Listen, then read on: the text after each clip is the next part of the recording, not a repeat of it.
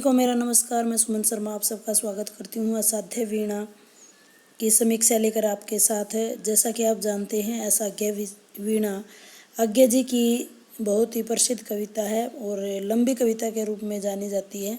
यह आंगन के पार द्वार में संकलित है। इसका प्रकाशन वर्ष 1961 है। 1964 पर इस पर साहित्य अकादमी पुरस्कार मिला है। अगर स्रोतों की बात करें तो ये एक जापानी कथा है और बुक ऑफ टी में संकलित है। इसके लेखक जो है ओकारा हैं और अगर बुक इसकी कहानी का नाम बताया जाए तो टीमिंग ऑफ द हार्प है। आज्ञा जी ने इसका भारतीकरण किया है। किरीट वृक्ष से बनी हुई असाध्य वीणा है जो कि व्रजकीर्ति ने अपनी पूरी साधना के साथ बनाई है। और ये सीन है यहाँ पर कि दरबार का दृश्य है जिसमें दरबारी बहुत ही लंबे समय से इंतज़ार कर रहे हैं कि कोई ऐसे ही राजा और प्रजा दोनों इंतज़ार में है कि कोई न कोई साधक ज़रूर होगा जो इसको बजा सके। उन्होंने दूर दूर से बहुत सारे साधकों को बुलाया है, लेकिन आज तक इसको कोई नहीं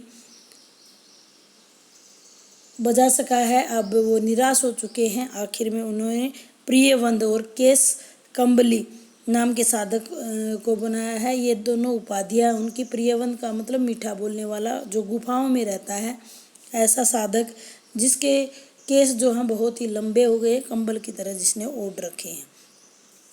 आइए इसकी बात कर लेते हैं मूल्यांकन की।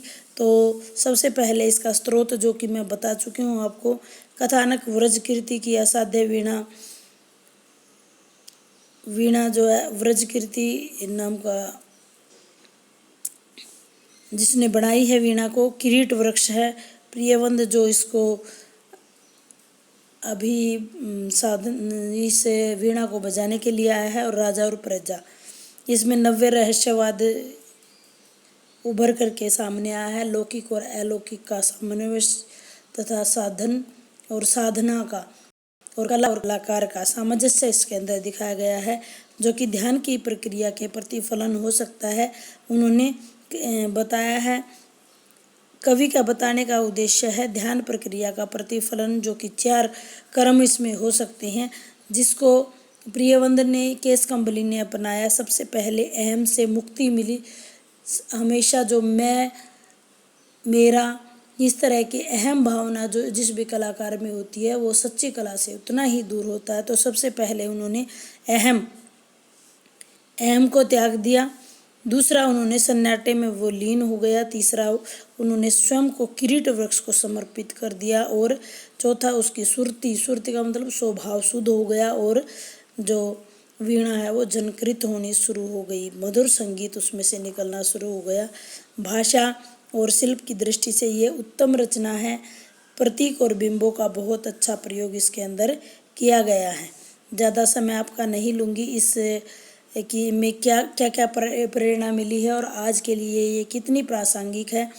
सबसे पहले ये प्रतीकात्मक कविता है, लंबी कविता है। आत्मान्वेषण, अपनी खोज करने की और आत्मविसर्जन, अपना समर्पण करने की बात इसमें कही है। नव रहस्यवाद की, आध्यात्मवाद की और कलात्मकता की बात इसमें है।